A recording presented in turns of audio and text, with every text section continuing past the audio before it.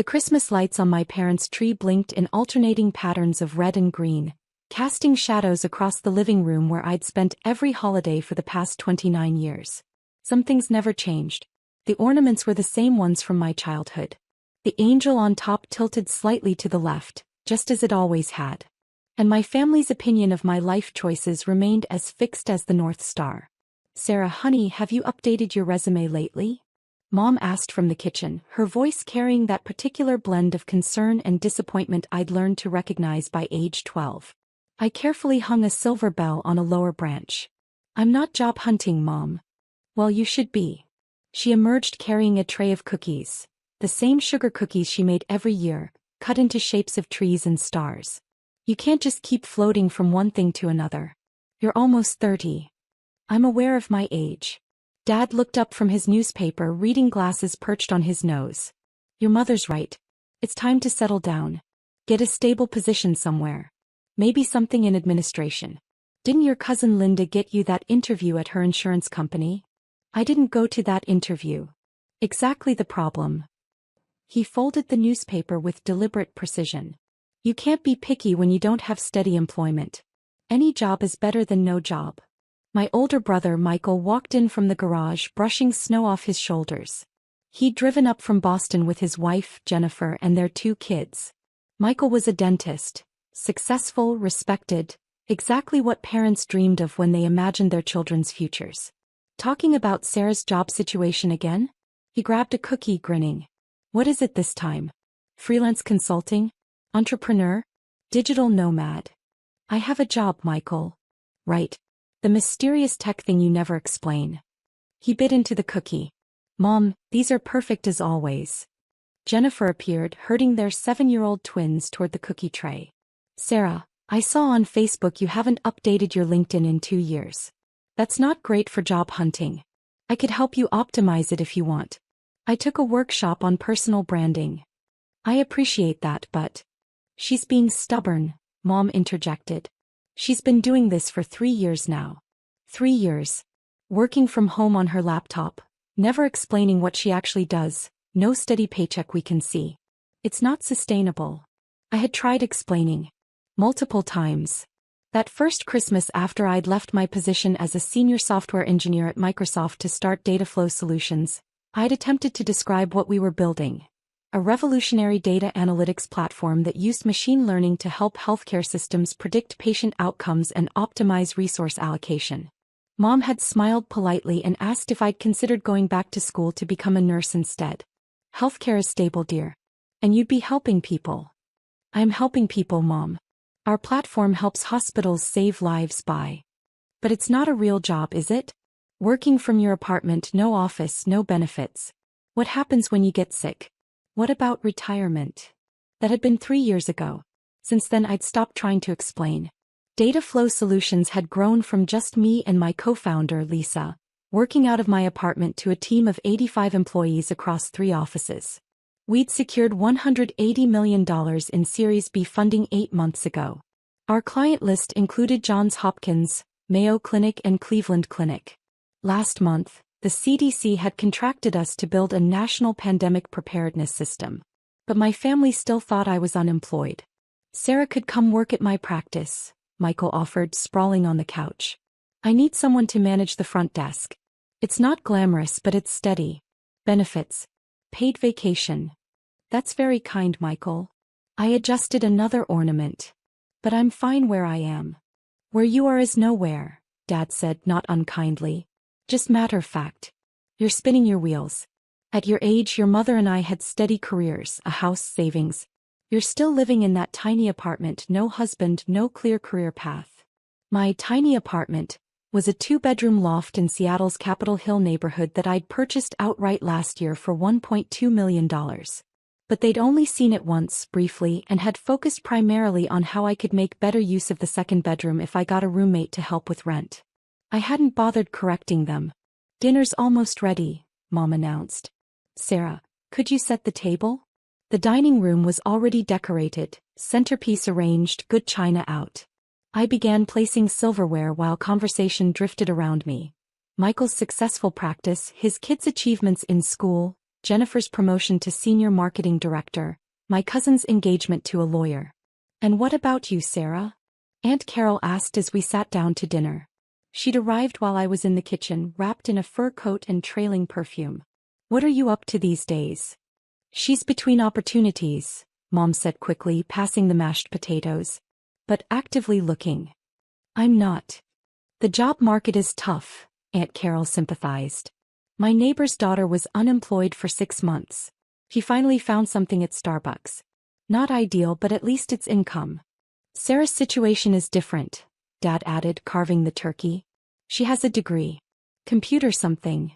Computer science, I corrected. From MIT. Right. So she's overqualified for most positions, but she doesn't have the practical experience employers want. He said this as if I weren't sitting right there. It's a difficult position. Michael raised his wine glass. Here's hoping the new year brings better opportunities. They all drank to that. I ate my turkey in silence. After dinner we moved back to the living room. The TV was on. Some news channel running holiday programming. Mom distributed presents while Dad poked at the fireplace, trying to get a proper blaze going. This is for you, Sarah. Mom handed me a wrapped box. Practical gift this year. We thought you might need it. I unwrapped it carefully. Inside was a leather portfolio case with a notepad, pen and business card holder. The kind of thing you'd bring to job interviews. For when you start interviewing properly, Mom explained. First impressions matter. Thank you. There's something else. Dad reached behind the couch and pulled out an envelope. Your mother and I discussed it. We know money's probably tight. This should help tide you over. Just until you get back on your feet. The check inside was for $5,000. Mom, Dad, I can't. We insist, Mom said firmly. You're our daughter. We're not going to let you struggle during the holidays. Use it for rent, groceries, whatever you need. And please, Sarah, really commit to finding something stable in January. No more of this freelance consultant nonsense. Michael leaned over, saw the check and whistled. Generous. When I was your age, I was already established. Didn't need handouts. Michael, Jennifer chided gently. I'm just saying. She needs motivation to get serious about her career. I folded the check and placed it back in the envelope, setting it on the coffee table. I appreciate the thought, but I don't need financial help. Pride isn't going to pay your bills, Dad said. Take the money. I'm not being prideful. I'm telling you I don't need. We've been over this, Mom interrupted. You say you're fine, but we never see evidence of it. No steady job, no career progression, no. The TV volume suddenly increased. My nephew had grabbed the remote, accidentally hitting the volume button while reaching for a cookie. Breaking news this Christmas evening, the CNN anchor's voice filled the room. We're interrupting our holiday programming for a major technology story that's been developing throughout the day. Turn that down, sweetie, Jennifer told her son. But the screen had changed. The CNN logo. Breaking news in red letters. And a headline, Mystery Tech Founder Revealed. The identity of the anonymous founder behind Dataflow Solutions, one of the fastest-growing healthcare technology companies in America, has finally been confirmed, the anchor continued. For 3 years the company has maintained strict privacy about its leadership, but CNN has exclusively learned. My phone buzzed in my pocket. A text from Lisa, my co-founder. I know you're with family. I'm so sorry. The story leaked early. It's everywhere. Dataflow Solutions made headlines earlier this year when they secured $180 million in funding, the anchor said. The company's revolutionary healthcare analytics platform has been adopted by over 400 hospitals nationwide and is credited with saving an estimated 10,000 lives through improved patient outcome predictions. Mom reached for the remote. Let's find something more festive. Wait, Michael said, sitting up straighter. That company name sounds familiar. The founder, who has operated under strict anonymity, has now been identified as 29-year-old Sarah Mitchell, a former Microsoft engineer who left her position 3 years ago to start the company from her Seattle apartment. The room went silent. My photo appeared on screen. Not a casual picture, but my official press photo. The one we'd taken last month for the Forbes technology feature that was scheduled to run in January. Somehow CNN had obtained it early. That's... Aunt Carol pointed at the screen. That's Sarah. According to sources close to the company, Mitchell personally owns 68% of Dataflow Solutions, which at its current valuation of $2.1 billion, makes her personal net worth approximately $1.4 billion. Dad's wine glass slipped from his hand, red wine splashing across the carpet. No one moved to clean it. That can't be right, Mom whispered. Sarah. The broadcast continued. Mitchell, who graduated from MIT with degrees in computer science and biomedical engineering, began developing Dataflow's core technology while still employed at Microsoft. The platform uses advanced machine learning algorithms to analyze patient data in real time, helping healthcare providers predict complications, optimize treatment plans, and allocate resources more efficiently. They cut to footage of a hospital. I recognized it as Johns Hopkins. A doctor in scrubs stood in what looked like a busy ICU. Dataflow has revolutionized how we practice medicine, the doctor said. The predictive accuracy is unlike anything we've seen before. We've reduced patient mortality in our ICU by 23% since implementation. Sarah Mitchell's technology is saving lives every single day. Back to the studio anchor. The CDC recently awarded Dataflow Solutions a $300 million contract to build a national pandemic preparedness and response system. The company, which started with just 2 employees, now has a team of 85 across offices in Seattle, Boston, and Washington, D.C. Michael had his phone out, frantically typing. This is real. It's on Bloomberg, Wall Street Journal, Forbes. Mitchell has been notoriously private, rarely giving interviews and never appearing at industry conferences, the anchor continued.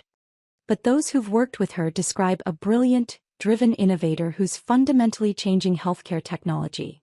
They showed a clip from a medical technology conference. The moderator was speaking. Dataflow's founder is a genius. Absolutely revolutionary work. The fact that she's accomplished this by 30 while maintaining complete anonymity is remarkable. Wait, Jennifer said, her voice faint. You own a billion-dollar company? $2.1 billion, Michael corrected, staring at his phone. Current valuation. Sarah, is this actually you? The TV switched to another image. A screenshot of the Forbes article that wasn't supposed to publish until January. The headline, The Invisible Billionaire, How Sarah Mitchell Built Healthcare's Secret Empire. Mom made a sound somewhere between a gasp and a sob. We reached out to Mitchell for comment, the CNN anchor said, but her representatives declined to provide a statement. However, the company did confirm her identity and released this prepared statement. Dataflow Solutions was founded with a single mission: to save lives through better data. Our founder's vision and leadership have made that mission a reality in hospitals across America. We're proud of the work we've done and the patients we've helped.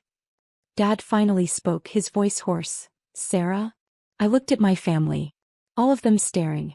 Mom's face pale. Dad looked like he might be sick. Michael's expression cycled through shock, confusion, and something that might have been embarrassment. It's true, I said simply. But you said. Mom couldn't finish the sentence. I tried to tell you. Multiple times. You didn't want to hear it. You said you worked in tech, Michael protested. You didn't say you owned. He gestured helplessly at the TV, where they were now showing the exterior of our Seattle headquarters. I said I founded a healthcare technology company. I explained what we do. You told me it wasn't a real job. Joining us now is tech analyst David Chin, the CNN anchor said.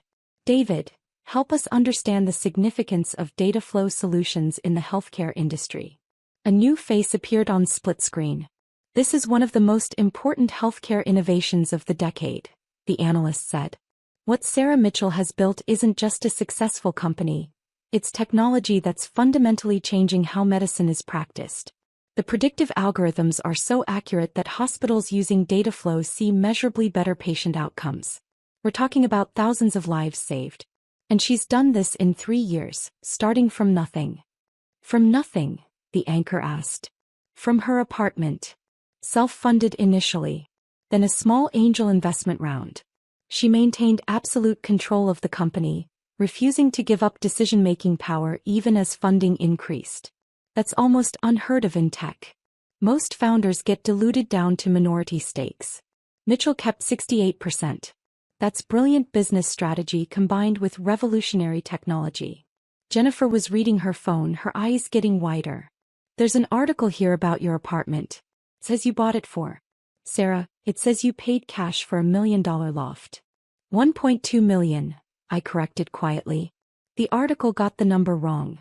Aunt Carol had both hands over her mouth. The other remarkable aspect, the TV analyst continued, is Mitchell's intentional anonymity.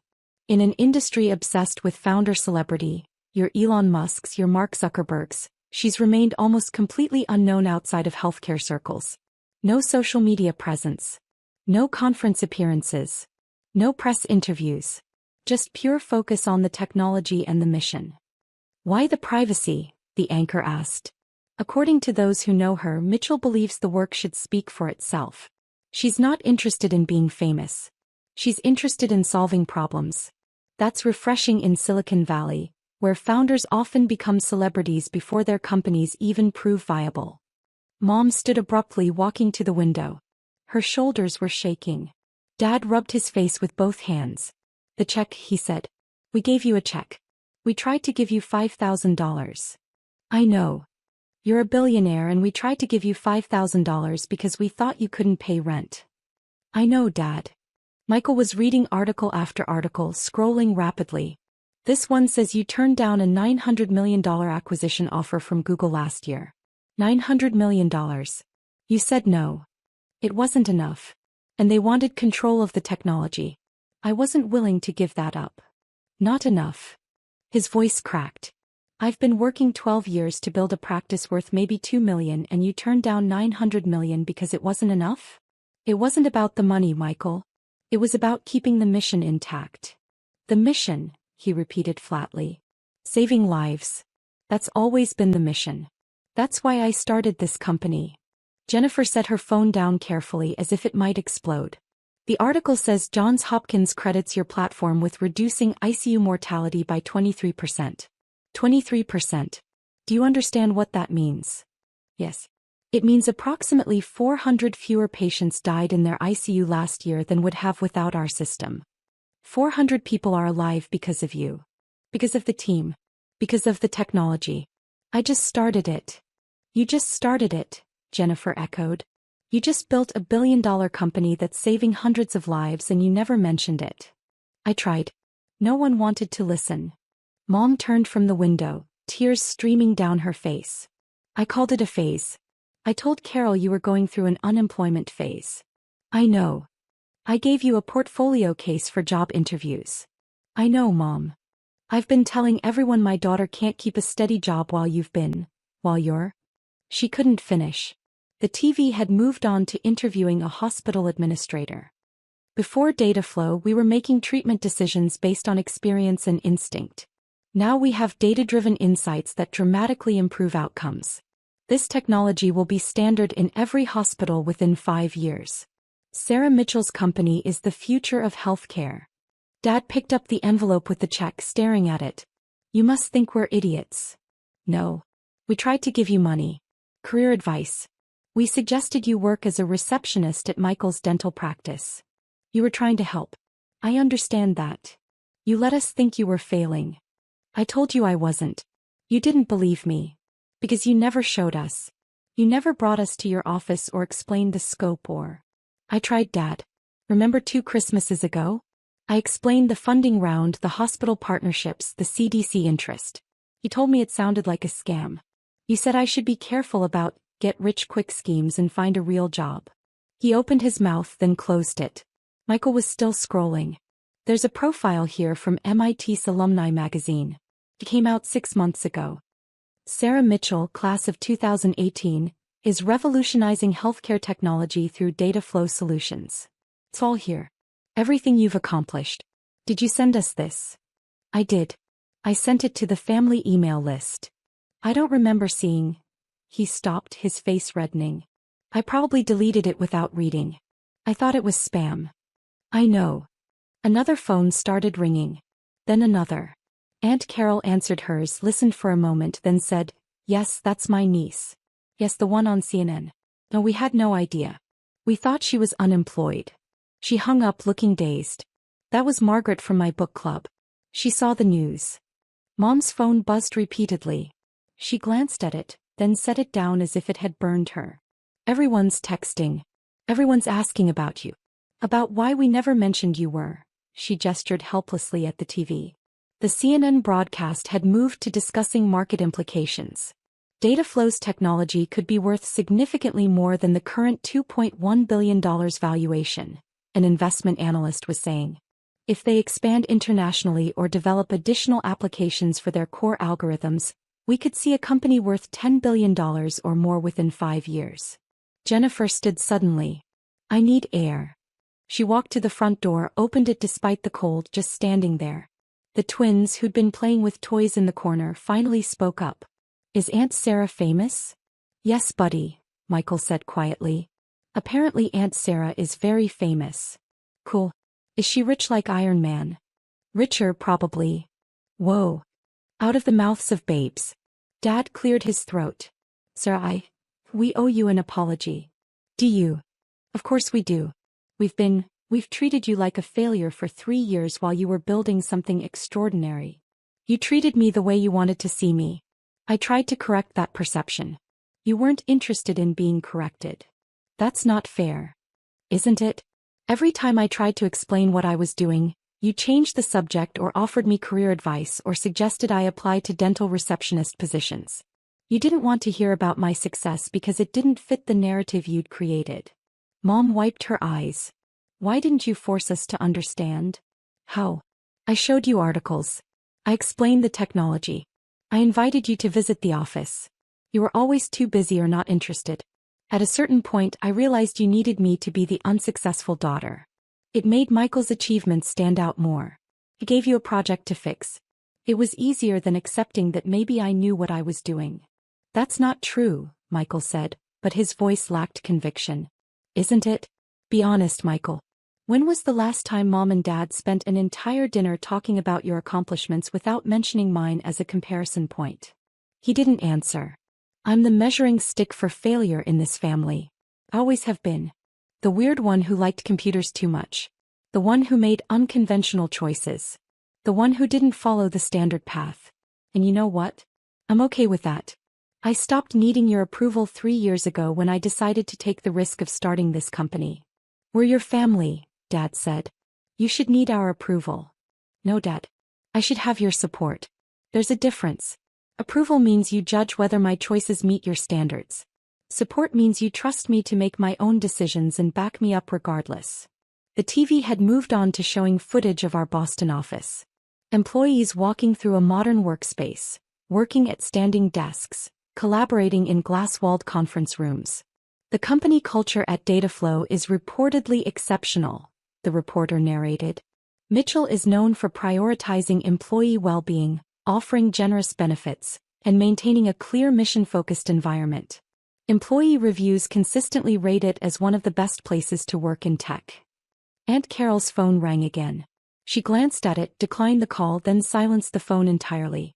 Everyone in town is going to know by tomorrow. Everyone in the country knows right now, Jennifer said from the doorway. This is national news. International, Michael corrected, looking at his phone. BBC is covering it. So is Reuters. You're trending #1 on Twitter. I checked my own phone. 63 missed calls. 147 texts. Emails numbering in the hundreds. My PR team was having a meltdown in the company Slack channel. Lisa had texted, hiding in my bathroom. Parents keep calling. Do we have a statement ready? I typed back. Use the standard one. Don't deviate. I'll handle my family. Sarah. Mom approached slowly like I was a wild animal that might bolt. I'm so sorry. I'm so sorry. I know. No, you don't. You don't know how much I regret this. The things I said. The way I treated your success like it was a phase or a joke. I'm your mother. I should have believed in you. Yes. You should have. Can you forgive me? I looked at her, really looked at her. She was 62, wearing the same Christmas sweater she wore every year, her hair still styled the way she'd worn it since the 80s. My mother, who'd raised me and loved me and fundamentally underestimated me for 3 consecutive years. I don't know yet, I said honestly. Right now I'm just tired, Mom. I'm tired of being the disappointment. I'm tired of defending my choices. I'm tired of trying to prove I know what I'm doing. You don't have to prove anything anymore. Don't I? If this story hadn't broken, if CNN hadn't revealed my identity, would any of you believe me right now? Or would you still be handing me checks and career advice and suggesting I work retail? No one answered. That's what hurts, Mom. Not that you didn't understand my success, but that you weren't willing to trust me when I told you I was successful. You needed external validation, Forbes, CNN billion-dollar valuations, before you'd believe your own daughter. Dad set down his wine glass carefully. What do you need from us? I don't know. Maybe just acknowledgement. Acknowledgement that you were wrong. That I was right. That I made good decisions even when they didn't look like the decisions you would have made. You were right, he said immediately. About everything. The company, the mission, the choices. You were right and we were wrong. And you're brilliant. You've accomplished something extraordinary. Something that will save lives and change healthcare and make you one of the most successful people in the country. And we missed it. We missed all of it because we were too busy trying to fit you into a box that made sense to us. Michael stood up, walked over and extended his hand. You're better than all of us. I'm sorry I couldn't see it. I shook his hand. I'm not better. I'm just different. And I'm good at what I do. You're not just good. He gestured at the TV, where they were showing a graph of Dataflow's growth trajectory. You're exceptional. World class. You're going to be in textbooks. Business schools are going to study what you've built. Maybe. Definitely. Jennifer had come back inside, closing the door against the cold. Sarah, I've worked in marketing for 15 years. I know viral success when I see it. By tomorrow morning you're going to be the biggest story in tech. Probably the biggest business story of the year. Your face will be everywhere. I know. That's what I was trying to avoid. The anonymity? I prefer to work without the distraction of publicity. It's easier to focus on problems when you're not managing a public persona. That's over now, she said gently. Once this news cycle starts, there's no stopping it. You're going to be famous whether you like it or not. My phone rang. I glanced at the caller ID, Anderson Cooper's producer. I declined the call. It rang again immediately. Different number. Forbes. Declined. Thing. Declined. You should probably answer some of those, Michael said. Eventually. Not tonight. Why not? Because tonight was supposed to be Christmas with my family. And even though it's completely derailed, even though CNN just exposed my identity against my wishes, even though everything is chaos, I'm still here. I'm still trying to have Christmas dinner with you people. Because that's what matters to me. Family. Even when you drive me absolutely insane. Mom started crying again, but this time she was smiling. You're a better person than we deserve. Probably. I managed a small smile of my own. But you're stuck with me anyway. The doorbell rang. We all froze. Are those reporters? Dad asked. I checked the security camera feed on my phone. Worse. It's the neighbors. Don't answer, Aunt Carol hissed. They can see the lights. They know we're home. The doorbell rang again, followed by knocking. Dad opened the door. The Hendersons from next door stood on the porch, dressed in matching Christmas sweaters, holding a bottle of wine. We saw the news, Mrs. Henderson said breathlessly. We had no idea Sarah was. We just wanted to say congratulations. Thank you, I said from the living room. Could we get a picture? Mr. Henderson already had his phone out. Our friends will never believe we live next door to a billionaire. I'd really prefer not. Just one quick photo. Dad ushered them inside. They posed with me in front of the Christmas tree while Michael took the photo. Then they wanted individual photos. Then a group shot with my parents. This is so exciting, Mrs. Henderson gushed. Wait until the neighborhood association hears about this. They finally left. But before the door even closed, another car was pulling up. Then another. It's starting, Jennifer observed. The circus. He was right. Over the next hour we had 7 more visitors. Neighbors, family, friends, people from Mom's book club, Dad's golf buddies. Everyone suddenly wanted to reconnect with the family of the billion-dollar tech founder.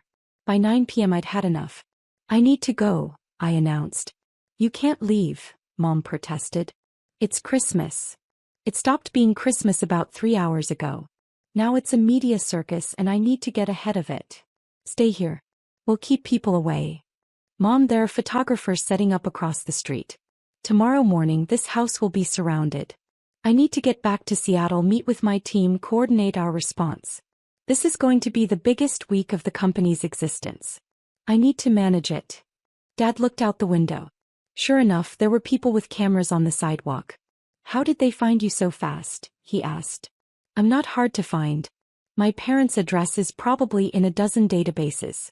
Once CNN confirmed my identity, every journalist in the country started digging. What do we do?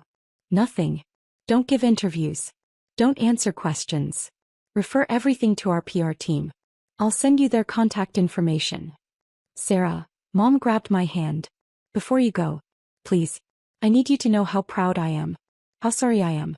How much I love you. I know, Mom. Do you? Because I feel like I've spent 3 years telling you the exact opposite. You did. So how can you forgive me? I squeezed her hand. I didn't say I forgive you. I said I know you love me. Those are different things. Forgiveness takes time. But love. Love was never the question. I've always known you love me. You just didn't respect me. I do now. Because CNN told you to. Because Forbes confirmed it.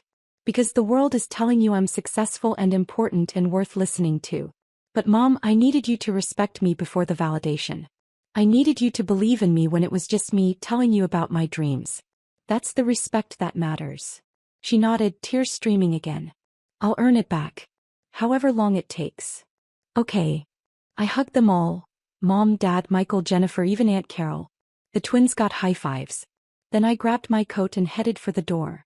Sarah, Michael called out. For what it's worth. I really am proud of you. Not because of the money or the valuation or the news coverage. But because you did something meaningful. You're saving lives. That's bigger than anything I'll ever do. You're a dentist, Michael. You help people every day. Don't discount that. It's not the same. It's different. Doesn't mean it's less important. I stepped out into the cold. The photographers immediately started snapping pictures, shouting questions. Ms. Mitchell, how does it feel to be revealed? Ms. Mitchell, will you do interviews?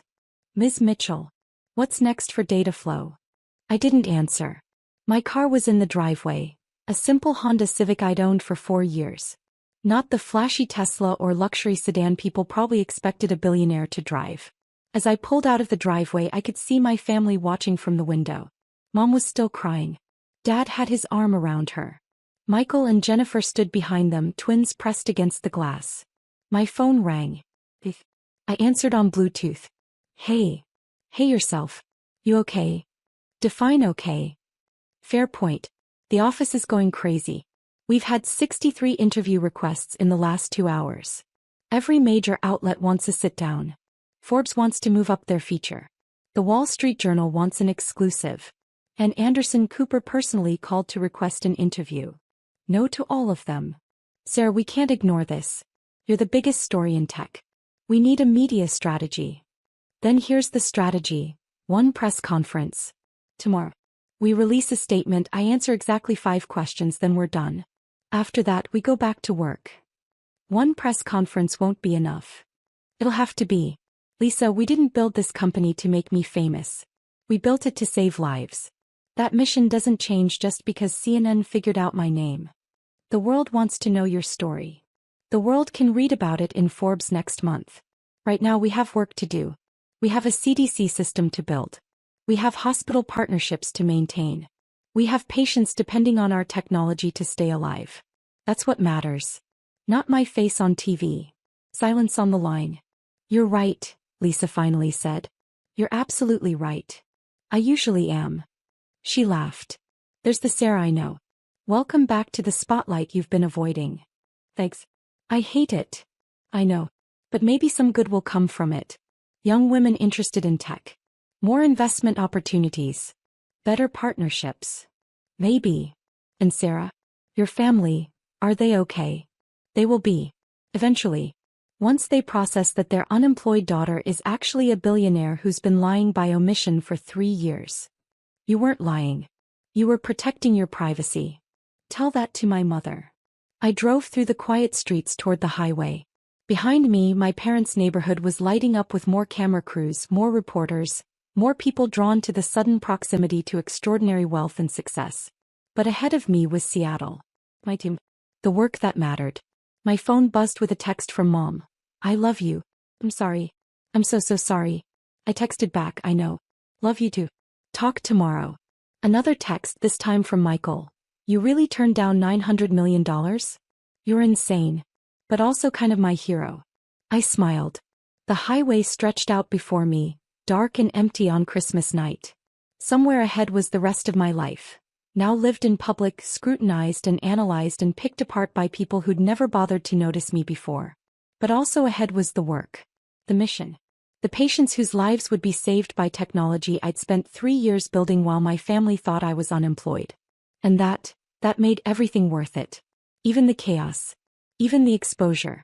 Even the Christmas dinner from hell where CNN revealed my identity to a family who'd spent 3 years trying to fix a daughter who was never broken. I turned up the radio. Holiday music filled the car. And despite everything, I started to laugh.